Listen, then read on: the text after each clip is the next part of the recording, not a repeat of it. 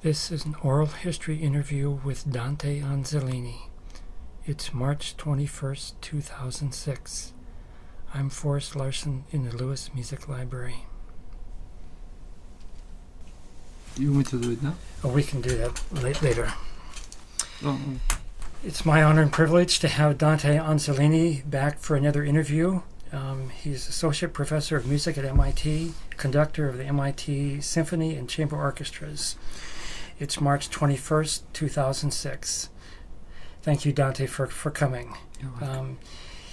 In the last interview, we were talking about Jacob Druckmann and your work with him when you were a graduate student at Yale. Just want to resume where we left off there. Tell me about some of the repertoire that you did with the Yale Contemporary Music Ensemble, which you were his assistant conductor for. Yeah. Generally speaking, I remember I started with him my first year there in 1987, preparing pieces by student composers, because he would divide programs into students' pieces and some of the most known 20th century small pieces. They were usually small ensembles, but it was variable. It would be from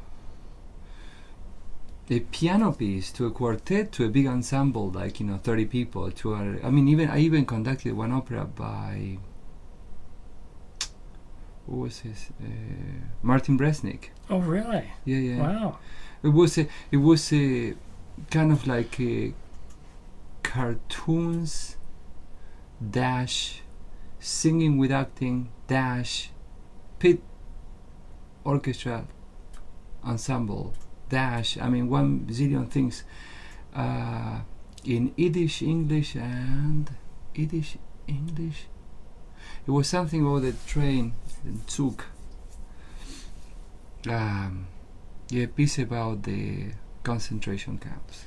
Oh. So, wow.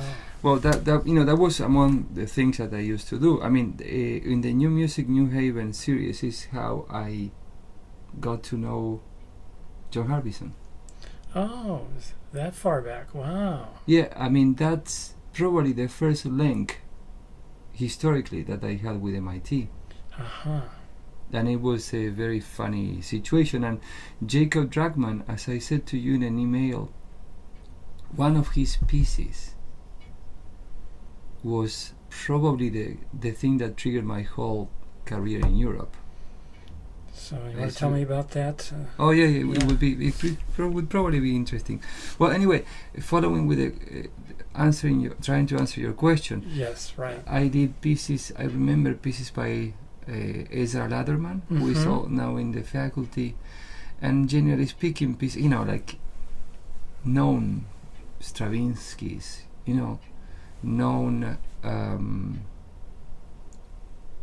a couple of I remember now. Yes, we had ionization. We had some other piece by Varese. We had not Ives and Gunther Schuller.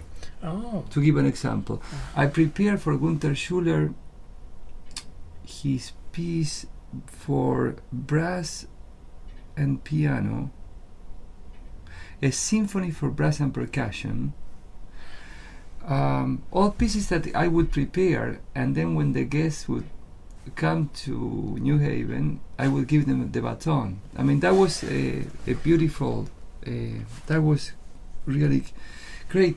They learn about me and my interest because I mentioned to a couple. I usually, generally speaking, I'm a good friend of composers wherever I go. Usually, composers. Yeah. There are some people that have some empathy. Librarians, composers. This is the truth. It always happens everywhere. Yeah. It's very funny. So I mentioned that I was a composer myself, but I quit. I had quit by then, and then a couple of composers showed me their pieces, and they saw my interest just simply helping them because I like do new music.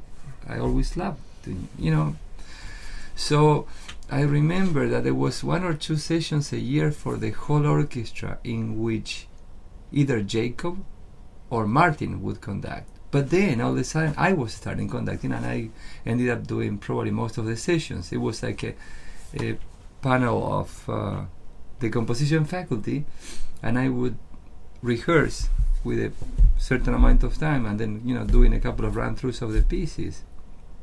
That way it started Marco Beltrami. Marco Beltrami, who is a known Hollywood composer now, he did a lot of music. I saw a movie where he did the music. Lately, it was one of the latest movies. I'm sure he usually does horror movies or something. Marco always wanted to become a Hollywood composer, and I remember I conducted one of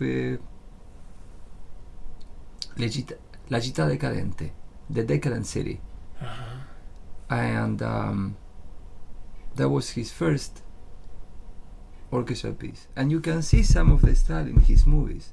Well, he now is is a rich guy living in Hollywood, and things like Carlos Sanchez Gutierrez. Carlos, I met him at Yale, and one of the first things I did was reading one of his pieces, and then he prepared this piece called Sequence, for 13 instruments. That was the first piece I conducted by him, and it was in New Music New Haven, the series where Jacob and Martin were running the show. Jacob was, I'm saying Jacob now, but I have this kind of like South American European way of, it was hard for me to say Jacob. I never seen any situation. I don't remember, I would always say Mr. Druckmann. Right. Jacob is now after he passed away.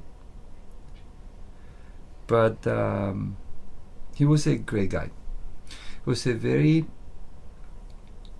polite, cautious, nice, warm guy to all students. He had a phenomenal knowledge of orchestral colors, and really something that you can say that he had the palette. He knew how to do things, and he had this phenomenal skill. And then a very nice ear for harmonies, although never advanced as like cutting edge or anything, but really someone who you would easily hear that he was a good thinker in harmony. Someone who knew how to do and who can create tension, and really fine, precise ear for like changing little things and all of a sudden and bursting into something new. And in a way it's not academic. It's very, very original to some extent, and very daring, and at the same time rooted in the somehow in some Ives Ravel strata. If I can mention something that comes to my brain. Well, the funny thing is, in my 4th year at Yale, Jacob called me he would always call me. Sometimes we would have a rehearsal on Monday. I told you the story. Sometimes I told him midnight, he said, I cannot conduct tomorrow. I said, I don't have the score. Well, you can get it tomorrow morning, and you can. He had a lot of confidence on my skills, but sometimes I would go crazy, overnight preparing things. But that was a good preparation in terms of my, what was coming after that. This, to make the story short, one day he calls me and says, there is this guy coming, a great composer is coming in town. You can prepare as usual the ensemble piece. And was one of his name is John Harbison. I didn't even know the guy. As many names that sometimes I read in the books, but I never met them. I said, well, John Harbison, I heard about him, but I don't. Well, this is the music that such and such and such. I think that it was his famous alto cycle songs. Oh, which one is that? Well, I don't remember now, but it was a small Yeah. ensemble. I prepared it. But the day after, he called me again. He said, "Look, there is something going on. I mean, John Harbison wants to get these pieces played by a pianist. No one wants to play them. So what are the pieces? Well, I mean, maybe. What is the deadline? Well, he's coming in 3 days. You know that. What?" I said, "Okay, give me the pieces. If I like them, I can practice them."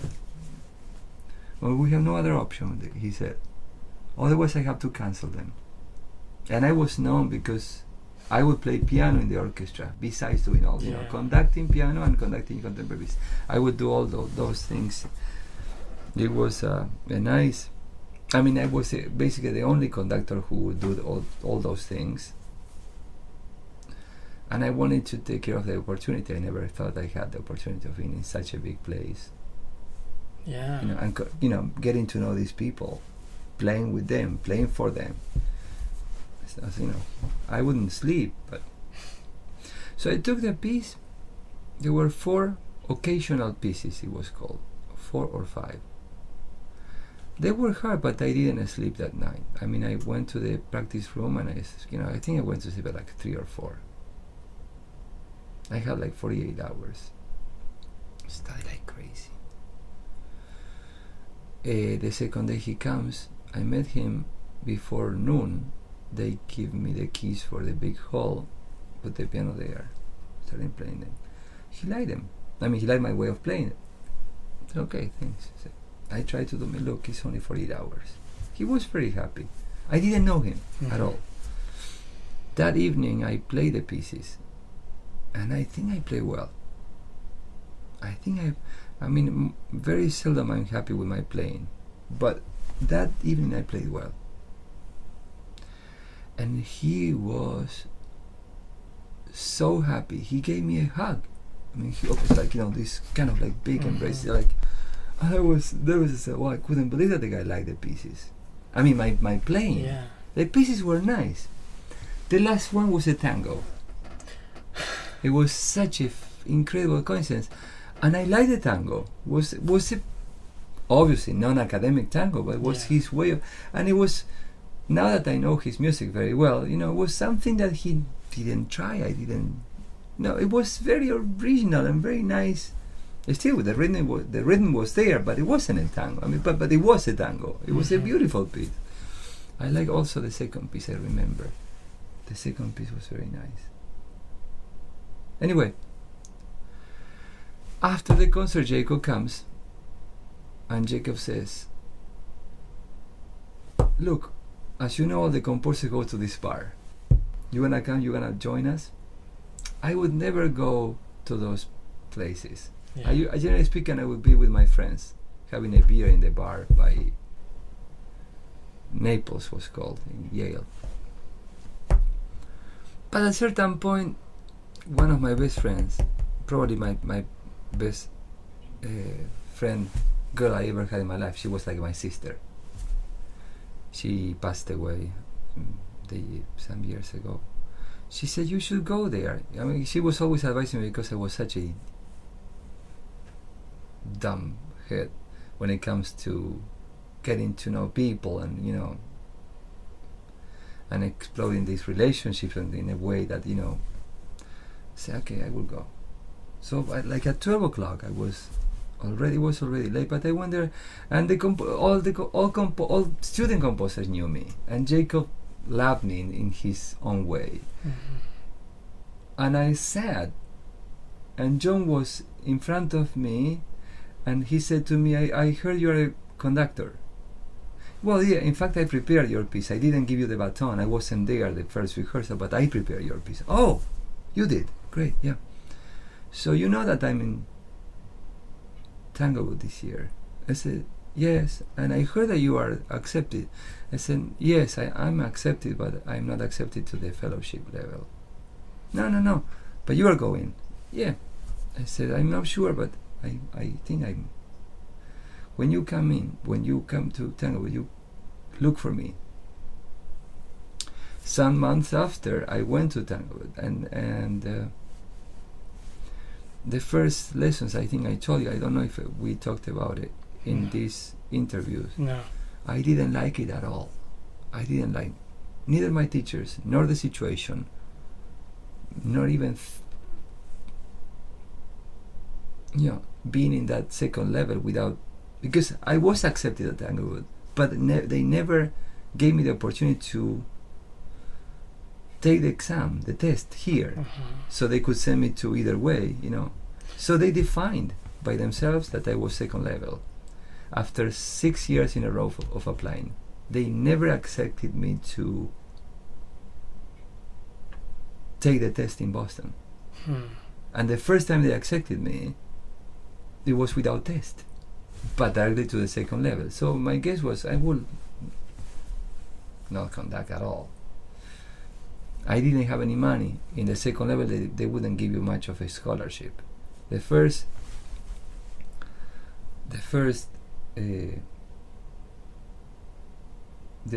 classes wasn't, the first lessons were bad. I didn't like it at all. These like formal classroom classes, yeah. Yeah, conducting, with the piano, with some quartets, with all this. There were 2 fellows, and the rest of us were all second level auditors or something. Who were some of the teachers? Gustav Mayer, Seiji Osawa, and then the guest conductors, I recall Nelson, American conductor in Europe. But this is a funny thing how it became my career. The pianist. He was also teaching conducting. Leon Fleischer. Oh, So I didn't like it there at all. I loved the place. I loved the energy. The orchestra was quite okay, but I was one of no one somewhere there. So I was ready to leave. I didn't have money. I didn't have I was eating whatever, in the morning, in the afternoon. Sometimes, they have some couple of dollars to eat any sandwich or something, inventing something, because the place was expensive. They did give me a dorm, but the dorm, paradoxically, I was the only guy in a dorm 5 miles or 7 miles from the known Tanglewood. They had 2 places, but the one place was for poor people, and the other place was for everyone else. So there was a singer for the first 2 days, then he left. But then I was the only one sleeping by myself in this weird dorm. So taking my old car, I had a Subaru, very old, a disaster. But I had I took some scores from the dorm at Yale, some clothes, a couple of pictures of my family, and that was all I had. And I started to just not eating well, studying like crazy every day. Then after the first week, I called one of my best friends then, who had big chances at Tanglewood, and that very summer he was going to have the biggest chance of his life. And this guy said to me, "You have to stay." And I said, "No, you were a fellow. I'm not a fellow. I have nothing to do here. I'm not conducting. I'm not doing anything, and I'm not learning anything. I don't respect these people. I don't like them. I don't think that they're doing a good job, and I just hate the situation. I don't care. So if you're leaving, you're an idiot." He said to me, you should not leave. You will see that you will meet people there. Something will happen, and I'm telling you, at least you have to survive. Go and talk to Richard Orner. Tell him that you cannot eat. Maybe they will give you some money so you can eat at least in the mornings. But I said, you know that I'm in this weird dorm where no one is. Yeah, I know. You will survive. This friend was Osvaldo Golijov. The same guy that was pushing me to come to this country, right. And the same guy that again helped me. The next day I went to talk to Richard, and they gave me breakfast, free breakfast for the whole. I said, Richard, I'm leaving. I have no clue how to survive. I mean, I don't have money. That's the truth. And I'm not. I mean, in the second level, I'm very thankful to you and to the festival to allow me to be here. But I didn't want to say anything about the how I didn't like the teaching or anything. Mm-hmm. That afternoon, I went to see John Harbison. And he remembered me and said, okay, you take this score, you study it, you come back tomorrow and I take your test. So I went home, studied like crazy, came back next day. He was waiting for me in one of those, how do you say that? Stables? Dorm? No. One of those houses that they have, wooden houses with a piano. I don't remember the word. I don't know what. It was one of those houses with a piano. So he said, okay, you conduct, I play, he said. And he started saying, no, that's a B flat, the first chord. He looked at me, no, you are reading, I think that he was reading clarinet in B, and it was in C, or the other way around. Then he looked at me, he played again a couple of things, 3 or 4 measures. I conducted 5/8, 5/8, 7/8, or whatever. You passed, he said to me. It was the shortest. So what was the piece? The piece was by a composer, student composer, was a fellow composer then, and now they told me that he lives in Boston. His surname is Horn, David Horn. I'm not familiar with him. Yeah. He was working at Harvard, but he was an English guy.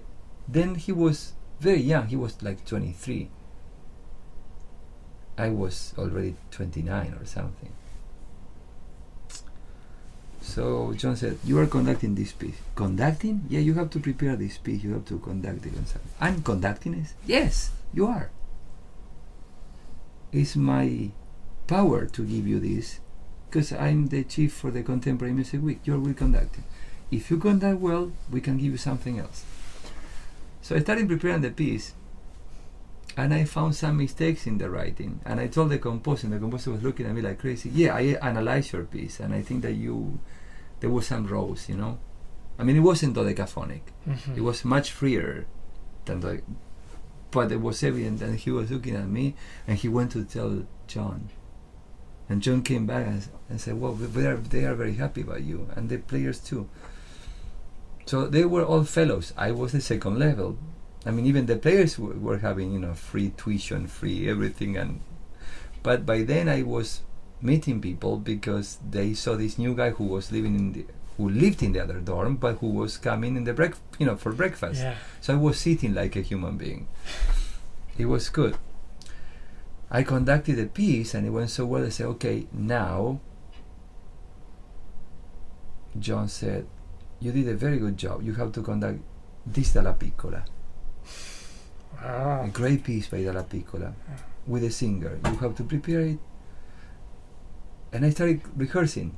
He came to one rehearsal and said, would you like to be the assistant conductor to this guy who comes conduct the entire new music week? I don't know him, his name is Dennis Russell Davis. I said, I heard the name, but I don't know. Well, I introduced you to him. The first rehearsal, I shook hands with this guy who became one of my best friends in music. And I sat through his rehearsal. And I discovered, I studied the pieces, obviously, and I discovered that he was making a couple of mistakes in the beating. So the guy is phenomenal. It's great. That I discovered something is because simply I study like crazy, and everyone is a human being. But I went to see him. I didn't know what to do. I thought about it, but they said, no, I'm the assistant, I have to help him. So I went there and I said, Maestro, the second day, I think that I explained, something of the meters. He looked at me, kind of funny, look at the score. And he wasn't sure. I mean, it wasn't a nice, friendly face. Mm-hmm. That evening I called Osvaldo Barijo and I said to him that I had done that. I said, "You are an idiot!" I said, "You cannot say to a conductor that he's wrong." I mean, I'm a conductor. If someone said, "But you're, come on. I mean, you're being assistant to this guy."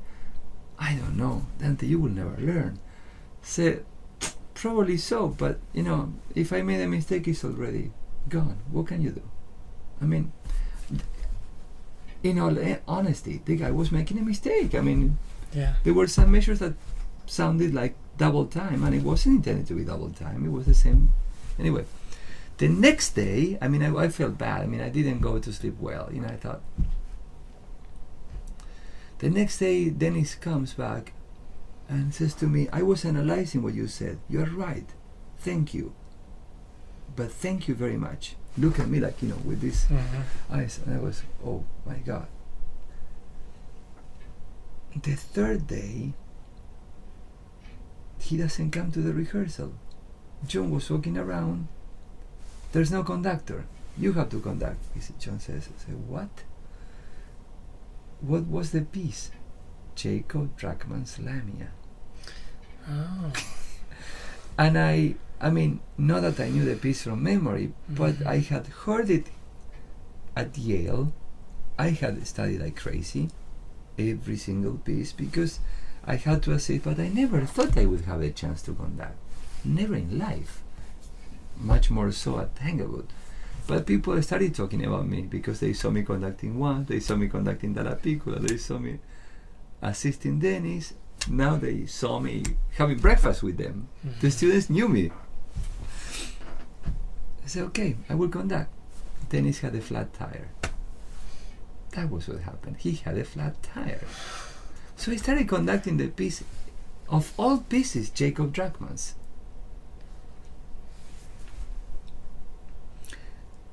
And I conducted the piece, and all of a sudden I see the guy coming, Dennis. And I make something with the batons, like saying, you know, you have to conduct. And he says no, and says, you, with his finger, you conduct. And he was watching me, watching. I said, okay. And I stop, I rehearse, say, okay, let's do a run through, and Dennis was like that. When I finished the reading of the piece, the reading through, the whole orchestra was clapping. Then I thought, Jesus, I think I did it okay. And Dennis came and said, that was very good, thank you. He started conducting. Some days later,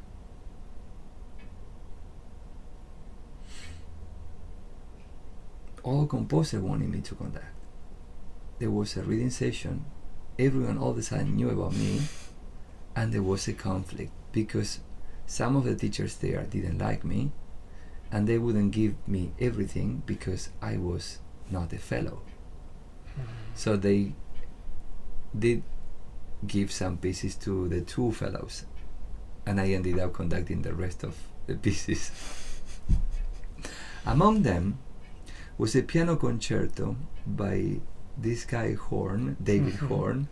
He finished writing the piece the night before, and it was all scribbled disaster. And one page would be like flutes, oboes, piano, percussion, double basses, bassoons, and the next page would be violins, piano, flute, oboe, and the next page would be different. And it was crazy to study the cues, let alone the pitches. I mean, it was a piano concerto, but I conducted very well, and people were like clapping like crazy. That summer ended up being the summer in which I received a prize, the only prize given to a conductor, but not being a fellow, which was the most bizarre reality. The chief conducting teacher evidently didn't like me, but I got that prize because everyone was talking about me. The last day, Dennis was there talking on the phone with Osvaldo. Osvaldo said to me, the guy saw you. This is your opportunity. You need a job. You are finished at Yale. You told me that. Why don't you ask him? The guy knows how you work. I mean, it's fair. You don't have to feel like you are doing any bizarre, stupid, corrupt politics. Mm-hmm. Osvaldo knew me very well. I never dare talking to people then. Not even now. I mean, it's hard for me. I mean, I talked to Barenboim the other day, and it was hard for me. And people, see the pieces score that they are impressed. But that was one of the biggest failures that I always had. But I'm learning now. It's not late. But we sat on the grass. I remember the situation. If I close my eyes, I see this guy, Dennis. And I explained that I didn't have a job. I finished. That. And then he said to me, I'm becoming the new music director of the city of Bonn in Germany. Do you have a European pass? I said, yes, of course. Italian. Well, that would help. Let me see what I can do. That was August, September, October. I came back to Yale. Didn't have any money. I had finished my 3 degrees there. I stayed in the area, just rented a place with 2 friends. Didn't have much money to eat. Yale didn't want to give me a position, but Jacob pushed it so I would be again his assistant. But I never got paid.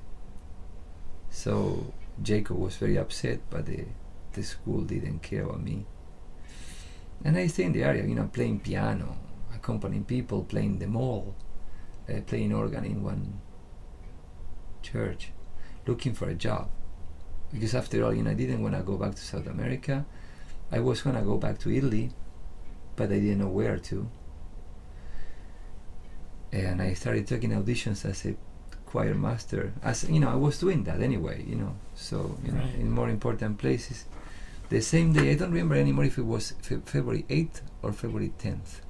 The same day I got a call in the morning from one of the churches offering me a bad salary then, but for me it was a fortune, with like 25,000 a year for conducting and playing organ in one church in New England.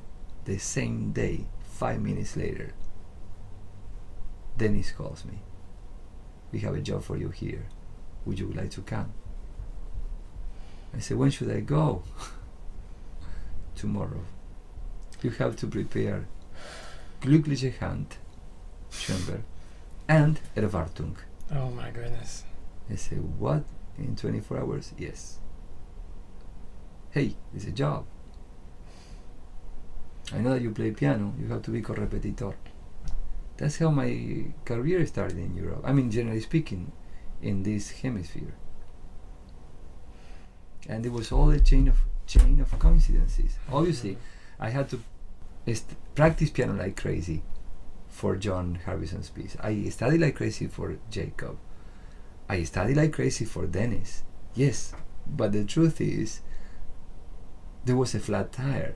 There was no one playing the piano piece by John. Yeah. I mean, and also the bad ones, no one would take me a test to go to be a fellow at Tanglewood. No one liked me really, of the top teachers. I didn't like them either. All of a sudden, after all those things, I was chosen to have a master class with Seiji, and Seiji was teaching 3 guys, and one of them was me, without being a fellow. And it's in the video or something that they show for the fundraising in 1991. I didn't have much to do with Seiji Osawa. I mean, honestly, he gave me this public lesson in front of people, but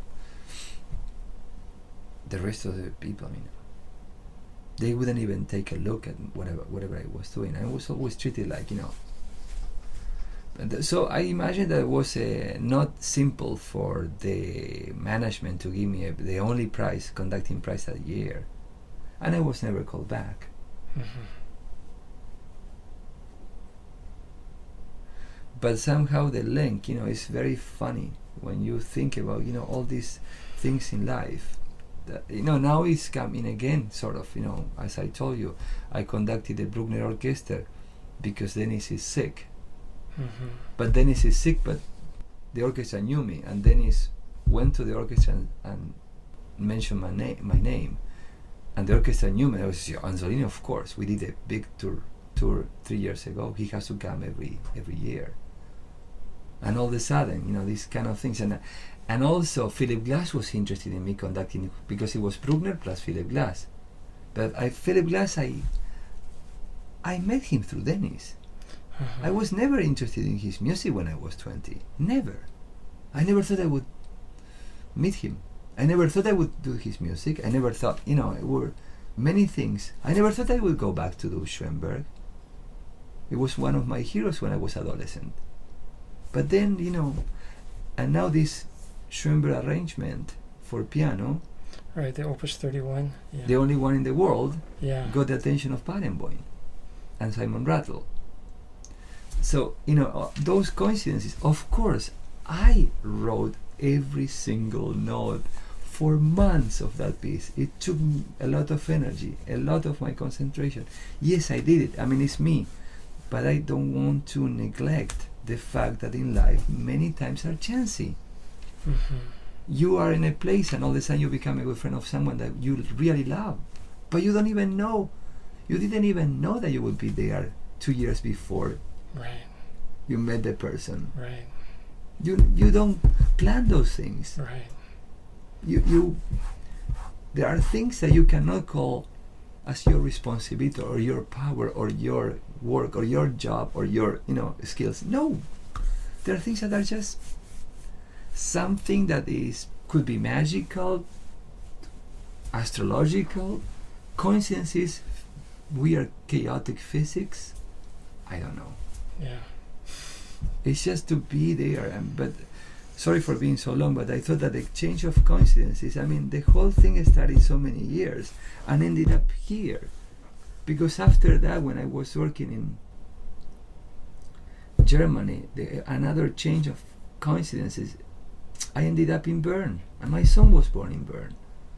Then I ended up in Milano, and then I received once a fax from a guy called John Harbison. Many years after Tanglewood, there was an open position here. I remember you, there are many applicants, would you like to apply? Maybe. And then I thought I would come back. So John recruited you. Yeah. He sent me a fax saying, Yeah. because I had sent him no, it's much more complex.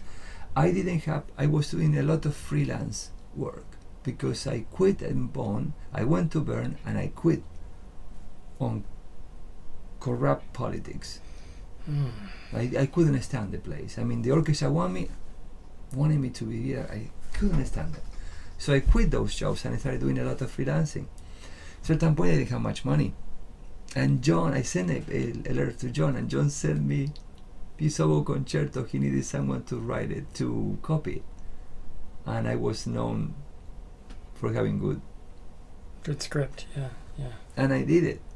Then since he knew that I was in need of a job or something, because I was conducting here in Brazil, in Switzerland, in Lithuania, but I needed something more.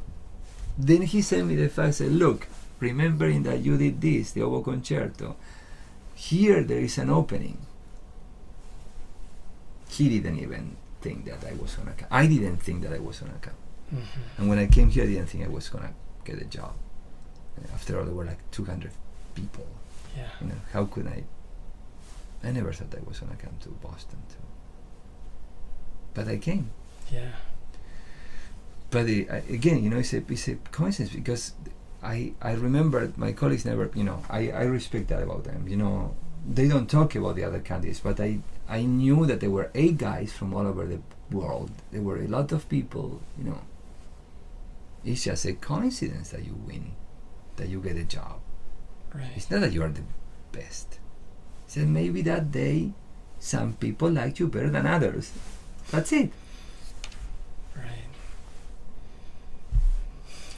But it's a part of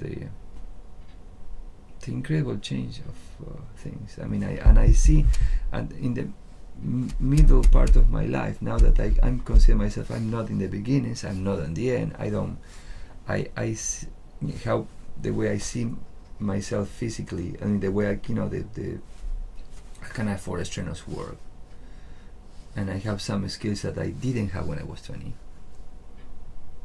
nor when I was 30, and I have some developed capacities. Now how I see it is it's a phenomenal weird curve, and you never know where you are going to end up, and things you can do a lot of real work yourself, but how can you predict? How can you?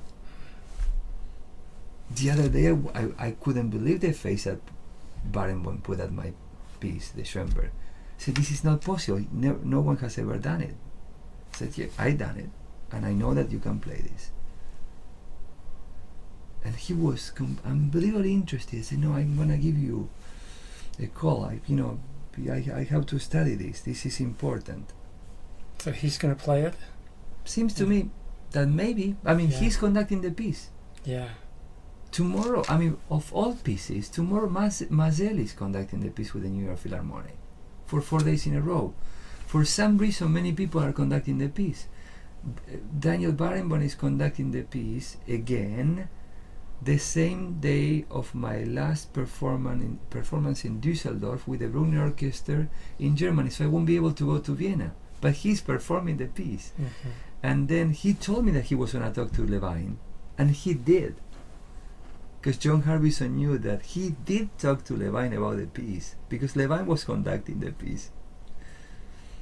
And although I don't know what's going to happen about me, but I know that at least I did something that some people that are in the top of the business, in my profession, consider somehow important. Mm-hmm. Somehow. It's simply an arrangement. Yeah. It's only an arrangement. But if they understand that I'm serious about conducting, when I study things, maybe. Mm-hmm. So by way of the arrangement, they're understanding you as a musician. Exactly. Yeah, right. Only that. No more than that, no less than that. But as I say, with my personality, I never thought I had the balls to go and meet some important people. I never did. Yeah. I never felt secure. Yeah. You know what I mean? I never. Mm-hmm. I'm very secure what I can do. I'm very extremely. I know that I can. I'm able to battle. I'm able to. I know that I can fight, and I always fought. That I know, and it's my only certainty. Not my brains, not my talent, but yes, that I'm able to fight. Mm-hmm. But I never thought I would be able or worth it to talk to the generals. Mm-hmm. Because they know how to fight and they deal with the battle in the top. But I never thought I would belong to that class. And little by little, in different parts of the world, where I started as a simple single warrior, like in this theater in Argentina, now I'm the general. Yeah. It would take me probably 20 more years to see what the results are. I'm patient, I think. But all those, it's funny, the way you. Sometimes when I recall things and I'm telling my son, it looks like a fable. It looks like it is weird. It sounds like a literature thing, but the truth is, it happened to me. Yeah. And the truth is, I didn't plan it. Yeah. And the truth is, that's how I come to this reasoning of, I can fight, I can work. I work like crazy, yes. And many results are due to my commitment to music, yes. But the truth is also, believe me, that if you don't have good luck, good fortune, nothing happens. Yeah. Nothing. I don't, because I'm sure that there are many people that work as hard as I do that have 20 times my talent and 30, 50, 60 my brains. Maybe they didn't happen to go through that road when exactly that tire was going to be flat. Right. You know? Right. But, Wow. well, So, we've got about 10 more minutes. Why don't we at least begin the discussion of Charles Ives, and we'll resume next time. As we've discussed before, the music of Charles Ives is important in your life, and you first heard his music as a teenager. Remind me, which piece again was that? The Fourth Symphony. The Fourth Symphony. By Cerebrier in a play. That's right. Ives was a Connecticut Protestant Yankee who evokes a powerful sense of New England, like in his piece, Three Places, New England. It was deeply influenced by the philosophical ideas of the so-called New England Transcendentalists, Henry David Thoreau, Ralph Waldo Emerson, and Nathaniel Hawthorne. And I think of you, you're a native Argentine, brought up in the Catholic Church, and this music is so moves you so deeply. Can you talk about that? That I could talk about for hours. I mean, I have 5 more minutes, but I wish I could. We'll resume this. We will resume. Yeah, I hope. Wanted to throw that out. It is paradoxically is a very different picture. When I was adolescent, I mean, I honestly think that my admiration for the guy grew and grew. I mean, it was big then, but now for me, it's much more than big.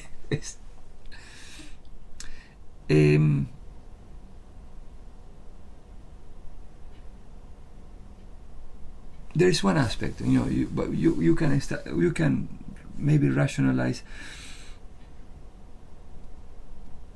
When I first heard the piece, it moved me so deeply.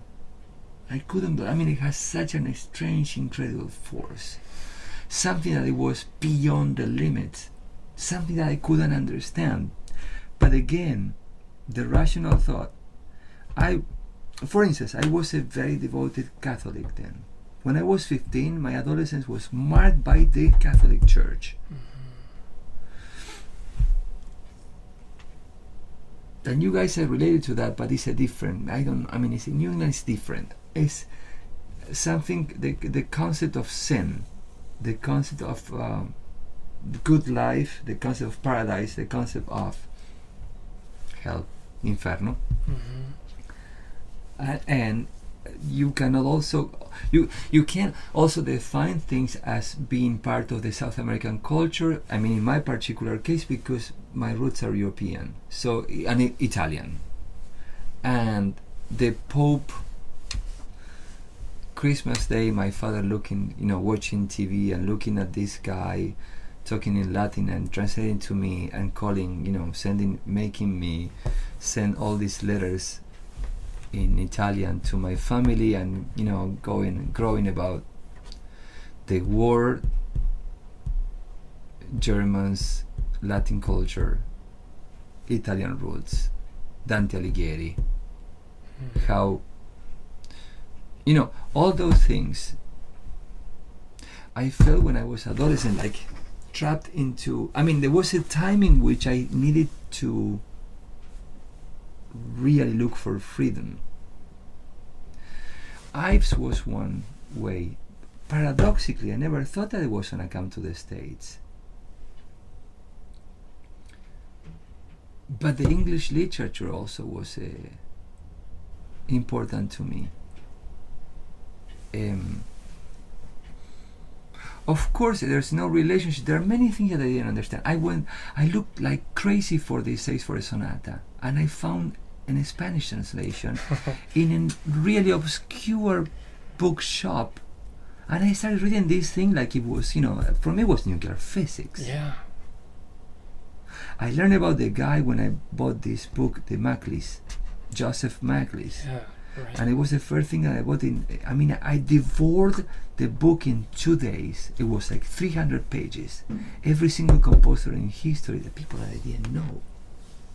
I never heard the people like, this. I mean, I heard about Philip Glass, for instance, but I never heard about a guy called Kirchner. Yeah. Leon Kirchner. Leon yeah. Kirchner. Yeah. I never. I mean, there are so many names that now I think they're normal for you guys, but for me, Yeah. then I couldn't find his music anywhere. This Cerebrier, I heard it, the LP all over and over and over, and I couldn't explain the harmonies. I couldn't explain what was going on, let alone the disaster of the second movement, and compared to that fugue. Yeah. And I thought, what is this?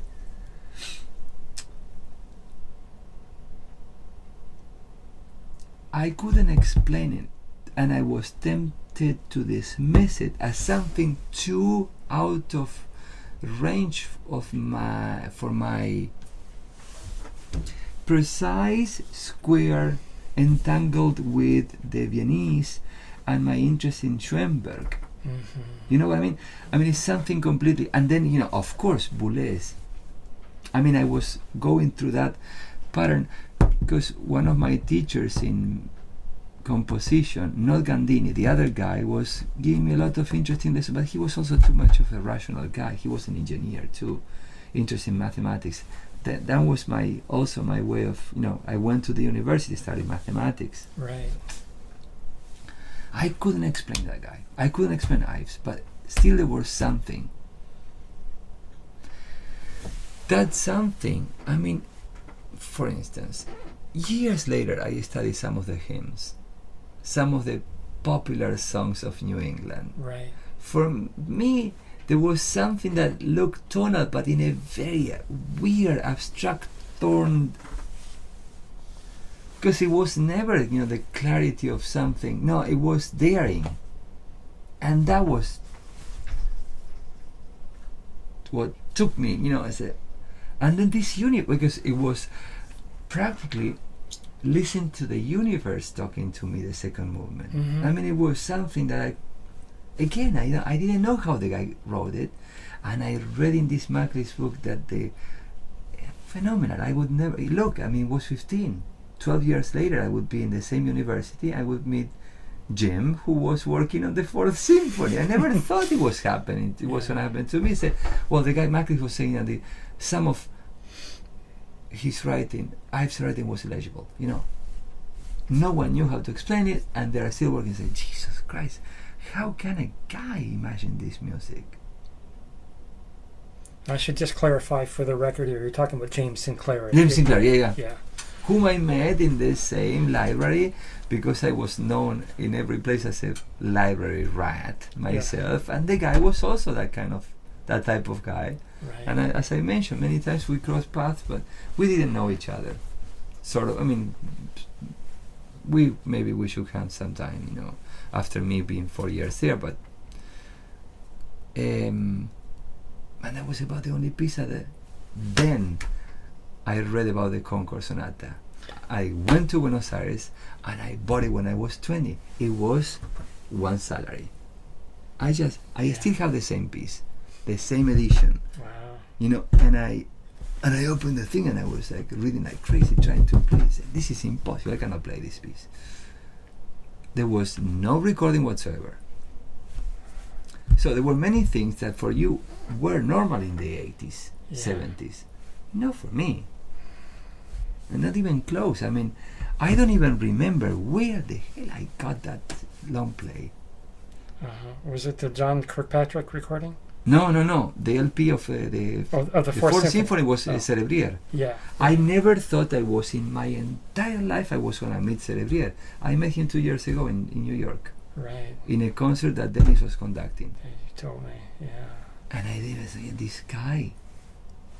For me, from this low social class in a small Italian neighborhood, people that were in the LPs were for me monuments. And people like Ives, Schoenberg, Boulez, there were people, unthinkable for me to think, that I would be in the places where they were raised, the places where they would perform, the places where they were conducting. I never thought of meeting Boulez in my life.